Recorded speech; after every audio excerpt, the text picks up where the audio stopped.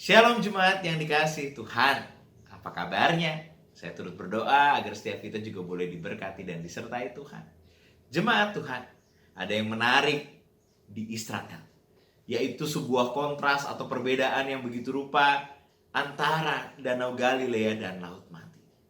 Danau Galilea terlihat menjadi tempat yang begitu subur, yang berisikan begitu banyak makhluk akuatik, baik itu ikan, gangga maupun kehidupan-kehidupan air lainnya.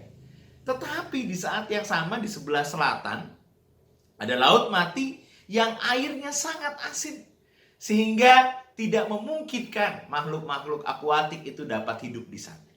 Memang secara geografis Laut Mati ini menjadi daerah yang paling rendah, sehingga air mengalir dan berkumpul di Laut Mati itu. Persoalannya, Laut Mati ya seperti namanya, tidak punya daerah-daerah atau jalur-jalur untuk membagikan air yang dimiliki. Sehingga air itu hanya mampu menguap untuk dapat berkurang. Sehingga kondisi asin yang luar biasa membuat tidak adanya kehidupan di sekitarnya maupun di Laut Mati itu. Berbeda sekali dengan Galilea.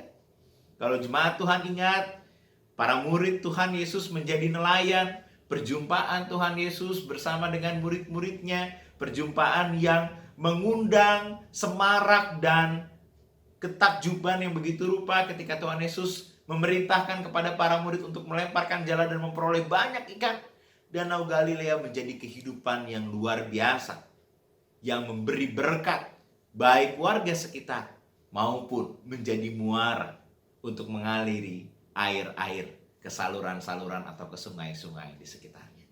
Nah, jemaat yang dikasihi Tuhan, ternyata peristiwa atau fenomena alam yang sangat kontras ini menunjukkan makna yang begitu mendalam. Saya ingin membaca kepada setiap kita ayat Alkitab yang diambil dari Matius pasal 6 ayat 24. Dikatakan di sini, tak seorang pun dapat mengabdi kepada dua tuan. Karena jika demikian, ia akan membenci yang seorang dan mengasihi yang lain, atau ia akan setia kepada yang seorang dan tidak mengindahkan yang lain. Kamu tidak dapat mengabdi kepada Allah dan kepada Mammon. Tuhan Yesus ternyata dalam ayat ini mau mengatakan bahwa kita tidak bisa, tanda kutip, memiliki dua Tuhan. Dua Tuhan itu kalau kita mau coba lihat dalam konteks fenomena alam tadi. Kalau kepada Mammon yang segala sesuatunya kita simpan sendiri dengan egoisitas. Segala sesuatunya kita tampung sendiri, tidak ada kasih yang disalurkan. Sehingga pada akhirnya apa yang kita miliki dalam konteks kehidupan menjadi tidak bermakna sama sekali. Mungkin berharga, mungkin dalam konteks tertentu kehidupan itu dipenuhi dengan segala sesuatu yang mungkin diinginkan, tapi ternyata tidak menjadi sesuatu yang memberkati. Tapi dalam fenomena alam itu seperti Danau Galilea, dia memiliki air yang dialiri, tapi di saat yang sama dia juga menjadi muara, dia menjadi sumber air bagi sekitarnya, sumber kehidupan bagi sekitarnya. Nah, jemaat yang dikasihi Tuhan, rasanya peristiwa Yesus yang banyak dinyatakan di Danau Galilea itu menjadi simbol yang begitu besar betapa kita pun diajak untuk menjadi sumber kehidupan seperti Yesus yang menjadi sumber air yang menyegarkan, dan kita diajak untuk menjadi seperti Danau Galilea yang menghadirkan kehidupan, mengaliri damai sejahtera, sehingga kehidupan kita bisa menjadi berkat bagi yang lain. Kita bisa menghadirkan cinta bagi yang lain. Kita bisa menghadirkan pertolongan bagi yang lain. Kita bisa menghadirkan waktu atau perhatian sehingga orang-orang yang lain merasa dipedulikan.